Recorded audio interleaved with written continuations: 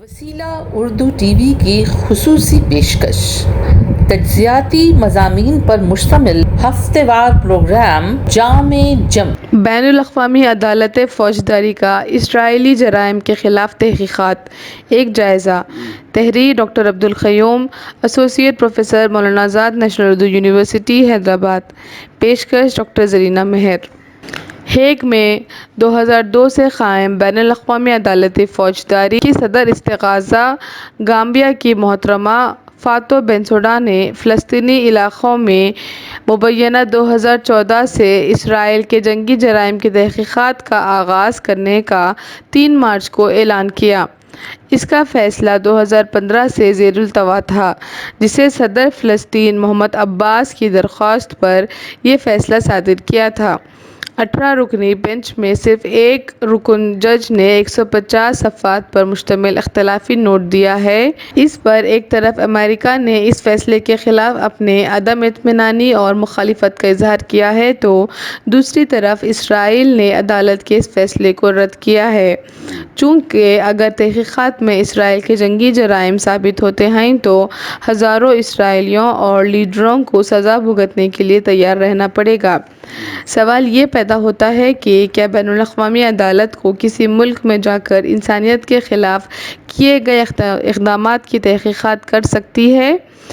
تو اس کا جواب یہ ہے کہ عدالت کو کسی بھی ملک میں جا کر جنگی جرائم، خصوصاً انسانیت کے خلاف جرائم، جنگی جرائم جیسے نسل کشی، لوٹ مار، خواتین کی عصمت ریزی کی شکایت اگر عدالت کسی رکن ملک سے ملتی ہے تو یہ عدالت کسی بھی ملک کے خلاف، چاہے وہ ملک عدالت کی رکنیت نہ بھی رکھتی ہو، تو عدالت اس ملک میں جا کر اپنے رکن ملک میں ہونے والی زیادتیوں کی تحقیق عدالت کے اسٹیچوٹ کی دفعات کے مطابق کر سکتی ہے۔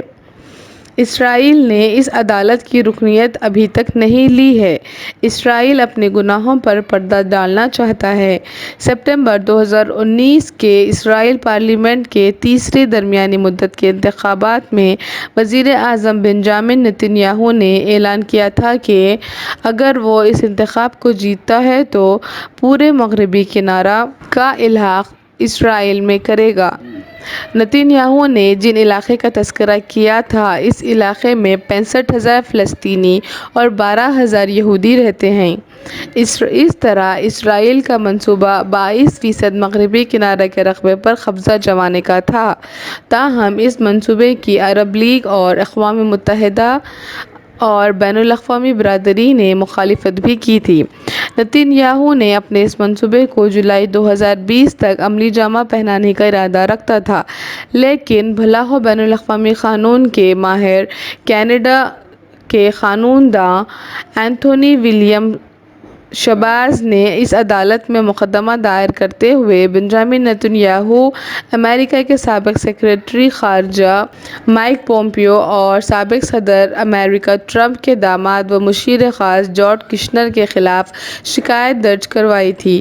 یہ عدالت 2002 میں اپنے قیام کے بعد سے متعدد عالمی شخصیتوں بشمول سوڈان کے سابق صدر عمر عبدالبشیر کے خلاف فیصلہ سنا چکی ہے۔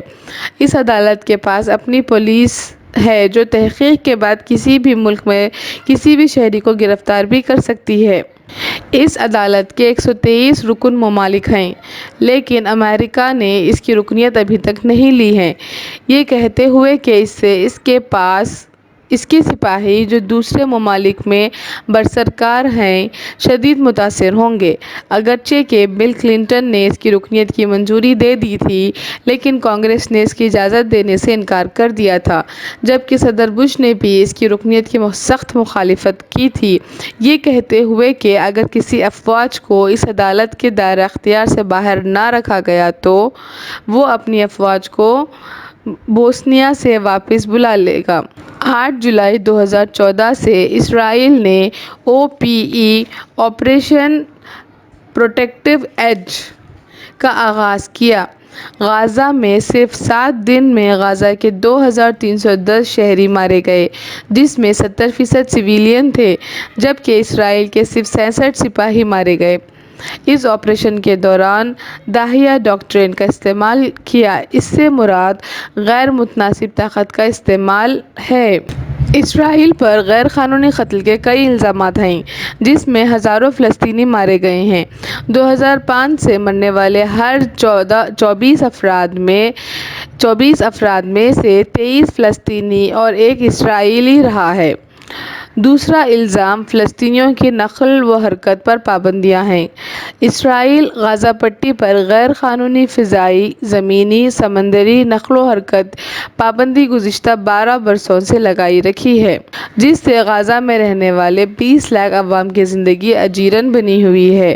حتیٰ کہ اس سال جنوری میں WHO نے کہا ہے کہ فیول کی کمی اور نقل و حرکت پر اسرائیلی پابندیوں کے نتیجے میں دواخانوں اور صحت کی خدمات متاثر ہو رہی ہیں۔ اس کے علاوہ شہریوں کو روزانہ صرف 4 گھنٹے ہی بجلی فراہم کی جاتی ہے۔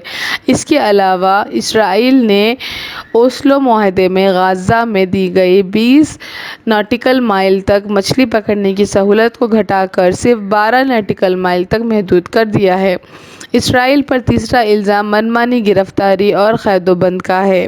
اسرائیلی حکام مغربی کنارے میں رات کے وقت گھروں میں دھاوے کرتے ہوئے قانون کی خلاف ورزی کرتے ہوئے ہزاروں فلسطینیوں کو گرفتار کر کے لے جاتے ہیں۔ نومبر 2020 تک 4638 فلسطینیوں کو OPT کے تحت اور 458 فلسطینیوں کو انتظامی معاملات کے تحت گرفتار کیا گیا۔ چوتھا الزام معصوم بچوں کی گرفتاری کا ہے اور بچوں سے والدین کی عدم موجودگی میں پوچھ تاچھ کی جاتی ہے اور انہیں بالغوں کے ساتھ رکھا جاتا ہے۔ 182 فلسطینی بچے اسرائیلی جیلوں میں بند ہیں۔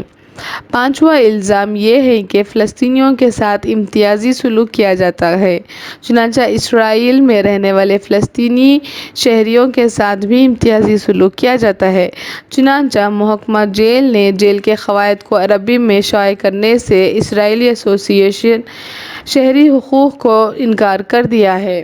اسرائیل پر پانچواں الزام فلسطینی قیدیوں کو ٹارچر کرنے، مار پیٹ، دردناک تکلیف دیتے ہوئے سونے سے روکنے، طویل مدت کے لیے قید تنہائی میں رکھنے جیسے غیر قانونی سزائیں اسرائیلی جیلوں میں دی جاتی ہیں۔ کئی گرفتار شدہ فلسطینی گرفتاری کے 1 ماہ کے اندر ہی مردہ پائے گئے۔ گھروں پر جبراً قبضہ کر لینے کا چھٹا الزام اسرائیل پر ہے۔ اسرائیل نے حالیہ عرصے میں 621 رہائشی مکانات کو بلڈوزرز کے ذریعے گرا دیا۔ یہ عمل مغربی کنارے کے علاوہ مشرقی یروشلم کے علاقوں میں بھی جاری ہے۔ مالکین مکان سے گھروں کی اجازت ناموں اور دیگر کاغذات کو طلب کیا جاتا ہے، جبکہ فلسطینیوں کو ایسے اجازت نامے جاری ہی نہیں کیے جاتے ہیں۔ اس سال 28 جنوری کو اسرائیلی حکام نے اعلان کے مطابق وہ 36,000 فلسطینی شہریوں کو بے دخل کیا ہے، کیونکہ ان کے مطابق یہ پورا گاؤں غیر قانونی تھا۔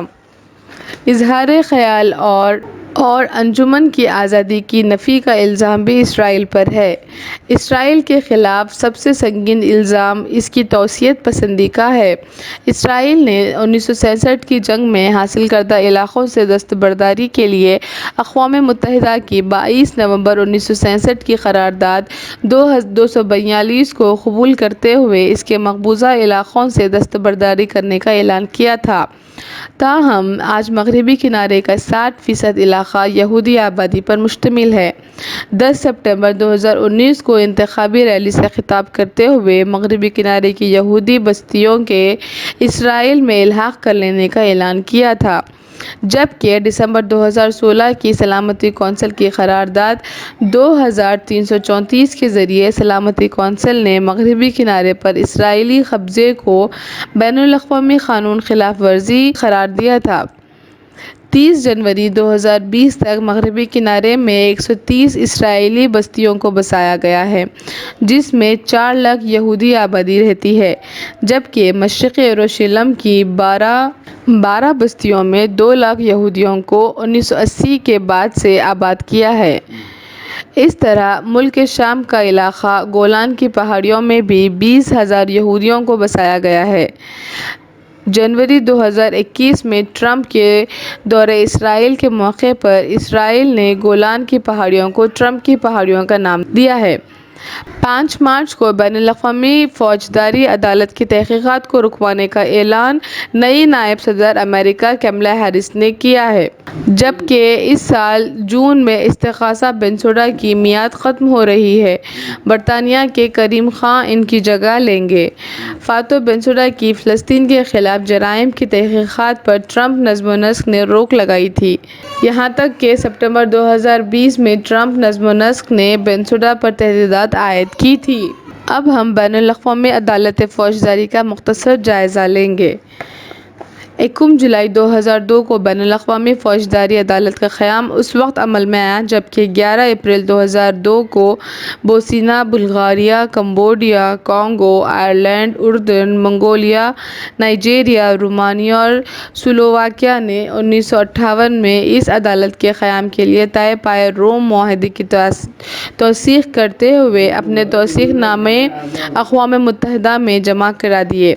इस अदालत के क़याम से बहिमाना जुराइम, दहशतगर्दी, इंसानी हुकूक़ की ख़िलाफ़ वर्जी और ख़ाना जंगी के दौरान होने वाले मज़ालिम के लिए ज़िम्मेदार अफ़राद व जमातों के ख़िलाफ़ मुक़दमात की समाअत होगी और इन्हें सज़ा दी जा सकेगी। लेकिन अमेरिका इस अदालत के क़याम के ख़िलाफ़ था, चूँकि उसे डर है कि उसके मुखालिफ ममालिक इस अदालत को उसकी फ़ौज और सियासी लीडरों के ख़िलाफ़ मुक़दमा चलाने के लिए इस्तेमाल कर सकते हैं, और वो चाहता था कि इसके अवाम और फ़ौज की अदालत के दायरा अख्तियार से बाहर रखा जाए। लेकिन ऐसा ना हो सका तो अमेरिका इसकी मुखालिफत करने लगा। इस अदालत को 21 जुलाई 2002 के बाद हुए जराइम की समाअत का इख्तियार होगा। इस अदालत के क़याम से आलमी सतह पर इंसानी हुकूक़ की ख़िलाफ़ वर्जी करने वालों के लिए चाराजोई का ख़तरा लगा रहेगा और इंसानी हुकूक़ की ख़िलाफ़ वर्जियाँ कम होंगी। ये अदालत अक़वाम मुत्तहिदा का हिस्सा नहीं है। इसका सदर मुक़ाम हॉलैंड के शहर हेग में है। इस अदालत के 4 इदारे सदारत, अदालती सेगा, दफ्तर इस्तिग़ासा और दफ्तर रजिस्ट्रार हैं। इस अदालत से रुकन ममालिक ही रुजू हो सकते हैं। 21 अप्रैल 2015 को फ़लस्तीन को इस अदालत की रुकनियत हासिल हुई है, जिससे अराकीन की तादाद 124 हो गई थी, जबकि इसके बाद 2 ममालिक इसकी रुकनियत से दस्तबरदार हो गए हैं। साख्त स्ट्रक्चर: इस अदालत को फ़रीक़ मुमलिकतों की असम्बली चलाती है। असम्बली इसके ओहदेदारों का इंतख़ाब करती है, बजट को मंजूरी देती है, इसके दस्तूर रोम स्टैट्यूट में तरमीम कर सकती है। अदालत के 4 अहम आज़ा प्रेसिडेंसी, अदालती शोबा, दफ्तर इस्तिग़ासा और रजिस्ट्रार का दफ्तर पर मुश्तमिल है। मई 2019 तक इसके अराकीन की तादाद 122 है। दुनिया के 41 ममालिक ताहाल इसके रुकन नहीं हैं, जिसमें हिंदुस्तान और चीन भी शामिल हैं। नंबर 1, असम्बली हर फ़रीक़ से एक नुमाइंदा पर मुश्तमिल होती है। हर मुल्क को एक वोट हासिल है। अक्सरियती राय से फ़ैसले किए जाते हैं। अराकीन एक सदर और 2 नायब सदर का इंतख़ाब 3 साल के लिए करते हैं। इसके इजलास साल में एक बार मुतबादिल तौर पर न्यूयॉर्क और हेग में मुनक़िद होते हैं। ज़रूरत पर इमरजेंसी इजलास भी मुनक़िद किए जा सकते हैं। असम्बली 18 जजेस और इस्तिग़ासा का तक़र्रुर करती है। प्रेसिडेंसी। नंबर 2, सदारत। ये एक सदर और 2 नायब सदर पर मुश्तमिल होती है। इसके अलावा इसके लिए 3 जजेस का भी इंतख़ाब 3 साला मियाद के लिए किया जाता है। प्रेसिडेंसी रजिस्ट्रार के काम काज पर नज़र रखती है। इसके अलावा अदालत के तमाम नज़्म-ओ-नस्क़ को चलाती है। नंबर 3, अदालती शोबा। ये 18 जजेस पर मुश्तमिल होता है। इसके 3 हिस्से होते हैं। नंबर 1, माक़बल शुनवाई, मुक़दमे की शुनवाई और नंबर 3, अपील। फ़रीक़ मुमलिकतें असम्बली के इजलास में इनका इंतख़ाब करती हैं। जजेस की मियाद 9 साल होती है। इसका दोबारा इंतख़ाब नहीं होता। सदर जजेस को इनके गलत बर्ताव और क़वायद के ख़िलाफ़ वर्जी की बुनियाद पर किया जाता है। जज को हटाने के लिए जजेस की 2/3 अक्सरियत के साथ साथ असम्बली की 2/3 अक्सरियत की तायीद ज़रूरी है। जजेस की तनख्वाह $2,200,000 अमेरिकी डॉलर सालाना होती है, जिस पर कोई टैक्स आयद नहीं होता। दफ्तर इस्तिग़ासा। یہ ایک صدر استغاثہ پر مشتمل ہوتا ہے جو ایک یا زائد نائب استغاثہ کے ذریعے سے اپنے فرائض انجام دیتا ہے یا آزادانہ طور پر اپنے فرائض انجام دیتا ہے۔ کسی بین الاقوامی تنظیم، مملکت یا فرد کے دباؤ میں آئے بغیر فرائض انجام دیتے ہیں۔ یہ 3 صورتوں میں معاملات کی جانچ کرتا ہے۔ نمبر 1، جب کوئی مملکتی فریق کسی معاملے کو اس سے رجوع کرے۔ نمبر 2، جب اقوام متحدہ کی سلامتی کونسل عالمی امن کو لاحق سلامتی سے متعلق معاملے کو اس سے رجوع کرے۔ نمبر 3، ماقبل مقدمے کے حکام کسی معاملے کی تحقیق کے لیے اسے کہیں۔